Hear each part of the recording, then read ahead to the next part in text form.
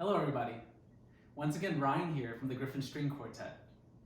Continuing with our celebration of Women's History Month, today I want to share with you some of the greatest women cellists living and from our past. Enjoy. Regarded as one of the greatest cellists of all time, Jacqueline du Pré, or Jackie as her friends knew her, was a superstar and pioneer for women soloists. Born in 1945 in Oxford, England, Jackie made her formal debut at the age of 16 at Wigmore Hall in London. At the age of 20, du Pré would go on to record one of the most famous recordings of all time, the Elgar Cello Concerto with John Barbaroli and the London Symphony Orchestra. Her performance and interpretation became iconic and the standard for the work. She would go on to have a tremendous career. She would tour the world as a soloist, chamber musician, make many audio and video recordings, and even teach a few very successful students. During her career, she performed on two famous Stradivarius cellos, one which is played by Yo-Yo Ma today.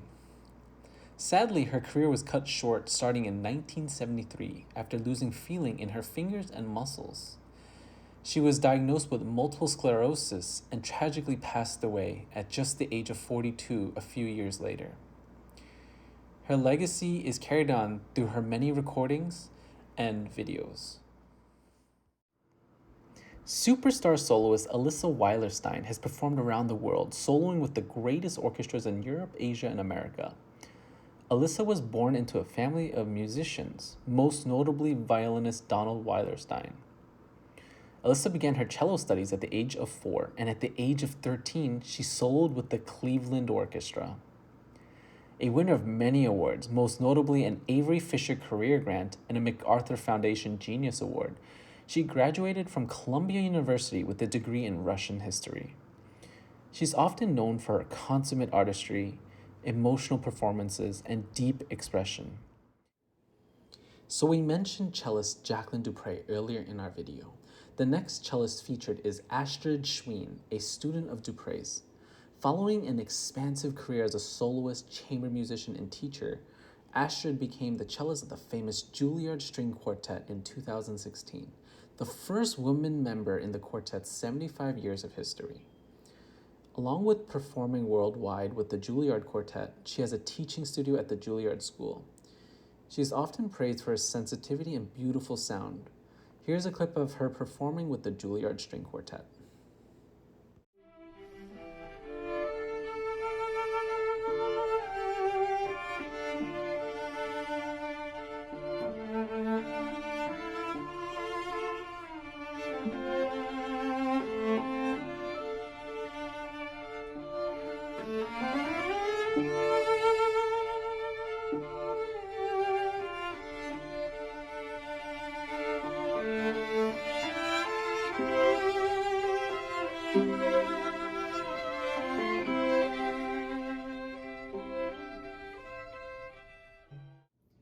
In the musical world, women were not always given fair opportunities.